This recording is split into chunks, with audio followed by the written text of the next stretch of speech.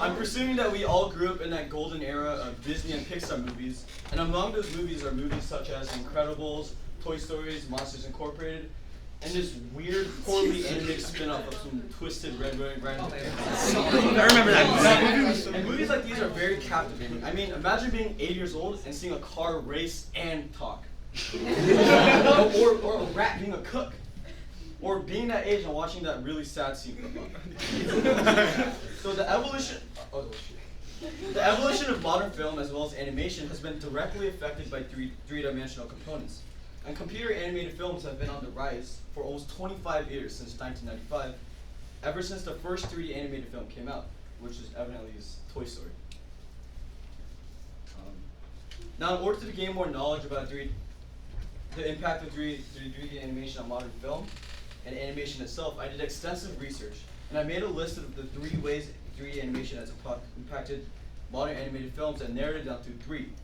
Obviously, this is definitely the most horrible way to learn this, so I'll go more in depth into this. So number 1, it created smoother motion, and it made animations more aesthetically eye-pleasing, as well as taking the load off of animators who usually have to draw everything frame by frame. Whereas in 3D animation, you can just rig a bunch of objects and go tell it to dance. And not only could you now accurately follow the laws of physics, you could also break the laws of physics in order to create your animation. This leads into my next point, being able to get truly creative with animations and character design. Imagine trying to use a real human being for Shrek. Or just beat. Or trying to animate the entirety of Incredibles 2 by hand. That would be crazy. Films have been granted more possibilities and ways to create characters that will stay dear to our hearts due to 3D animation. Realistic animation scenes, or to put it better, backgrounds. This may seem like a minor detail, but it is in fact one of the most important components of putting together an animation scene. The background can set the tone or mood for the whole scene. For example, in Spider-Man Spider-Verse, this awesome scene where Miles, the protagonist, takes a leap of faith off the buildings is entirely set up with 3D objects and then altered, with the buildings being altered to give this cool one-point perspective which creates this tense atmosphere as he plummets toward the ground. Or in Coco, the splash of colors and festivity of this 3D constructed metropolis, giving the viewer the exact feeling of all young Miguel feels when you're exploring the land of the dead. I have had some experience with 3D modeling, as you can see with this house. And I love trying new things, and I found this explorations project to be a chance to finally tackle something that I always thought was impossible, 3D animation. Now, there's no way I can properly explain the process of my 3D animation without making it really long or really short, so I'll go with really short.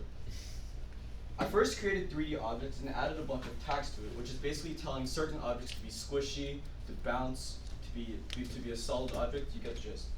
And then I keyframe these objects, telling different things to move at different times. Finally, I added textures, which essentially brings the whole 3D animation to life and makes it look realistic. Now, before I show you my final product, I'm just going to talk about some hardships because they make it overlooked. So as you can see from my binder folder, a lot of these, I have a lot of different ones.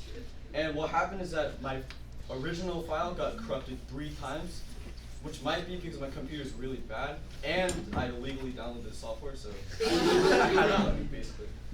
And after finally being able to turn out one 3D animation, I was unsatisfied with it, so I created another one, which I was finally happy with. So I'll show you my first one and then my second one, and then I'll talk a little more after.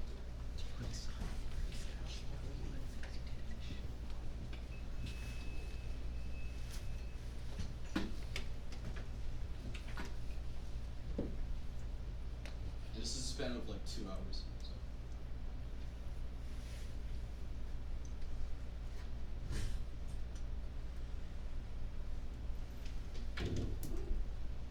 So obviously this was really rough and I didn't like it at all, so that's why I wanted to create a second one.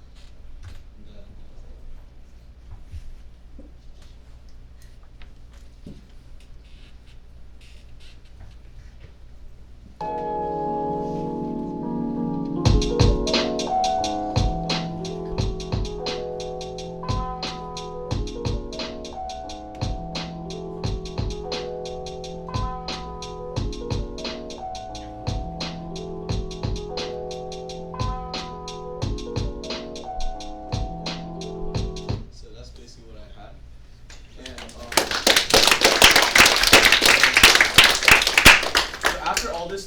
I really wanted?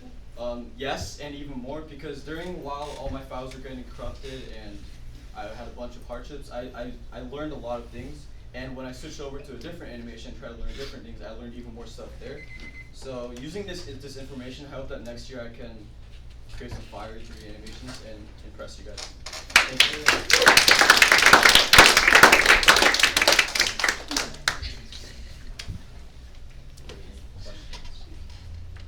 In this animation, is there like a preset or how did you get the reflection of the Reflection. So I actually watched a bunch of tutorials on how to create realistic materials, on how to make stuff reflective and what's something that's actually pretty cool is that it doesn't look like it here, but I put a picture of a galaxy sky and I made this reflective so that it shows the galaxy sky.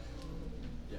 So everything here, all the material and everything I created like on Cinema 4D, and my computer crashed like 14 times trying to render this out, and it took 38 hours to render this.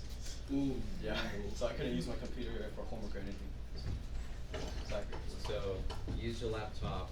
Not my laptop. It was a freestyle computer, but it's Freestyle also computer. not the best for 3D rendering. So, yeah, I couldn't. Yeah. And then like the render. How bad was the rendering time for this? Like when it your animation. So this was 38 hours, and this is just like the first part. Like you know how it loops. Mhm. It was just that first part took 38 hours to do it, and then the first one took like 12 hours, I think. So it's mostly just a lot of waiting. The most time was doing the actual rendering out in 3D animation. Thank you.